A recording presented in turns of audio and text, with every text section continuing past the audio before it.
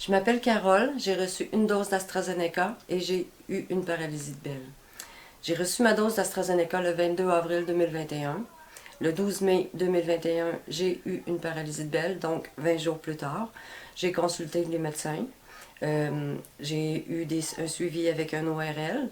Dans ce suivi, j'ai passé un IRM qui a éliminé les causes de AVC ou de tumeur.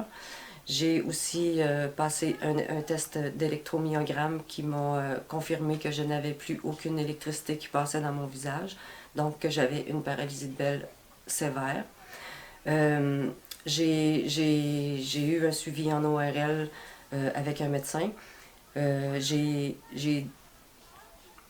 dû apprendre à vivre au début avec une paralysie qui était très très sévère. Ça m'a pris 6 mois avant d'être capable de fermer mon œil.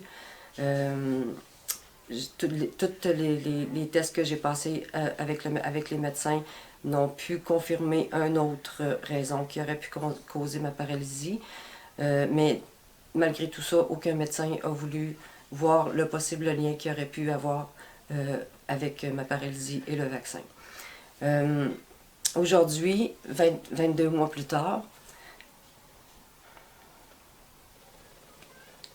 je dois apprendre à vivre avec une paralysie de bile de grade 3. C'est quelque chose qui est très difficile à vivre au quotidien. Parce que même si ceux qui sont devant moi ne voient pas vraiment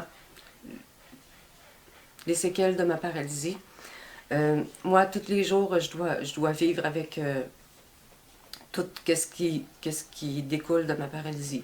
J'ai perdu une capacité de l'ouïe de mon oreille gauche. J'ai perdu une capacité de mon œil droit. À chaque fois que je mange, mon œil pleure.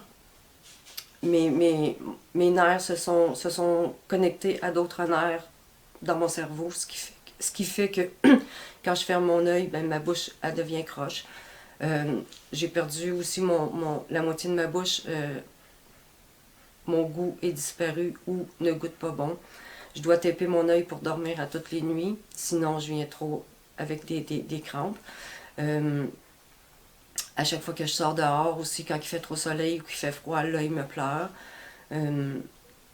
J'ai des spasmes continuellement au visage qui partent de l'œil aller jusque dans le cou, ce qui est très très très incommodant parce que des fois ça m'empêche de parler ou très douloureux aussi certaines journées. Pour soulager les spasmes que j'ai, la seule option qui va me rester à faire, ça va être de recevoir des injections de Botox aux 3 à 5 mois, si mon visage le permet, parce que ça ne veut pas dire que mon visage va accepter. Et quelque chose aussi que je trouve qui est très difficile à vivre, c'est qu'en vieillissant, mon visage ne vieillira pas de la même façon des deux côtés. Je vais toujours avoir l'air plus jeune d'un côté que de l'autre. Alors, pour une femme, je ne sais pas si vous savez ce que ça peut représenter de vivre avec ces séquelles-là, mais c'est très difficile. Puis aujourd'hui, ben, mon combat, c'est encore d'essayer de prouver qu'il peut y avoir un possible lien avec le vaccin pour pouvoir finir par avoir une certaine aide de mon gouvernement parce que je n'ai reçu aucune aide, aucun dédommagement et je n'aurai droit à rien parce que j'ai pas le médecin qui veut signer le formulaire pour me donner droit à ce dédommagement-là.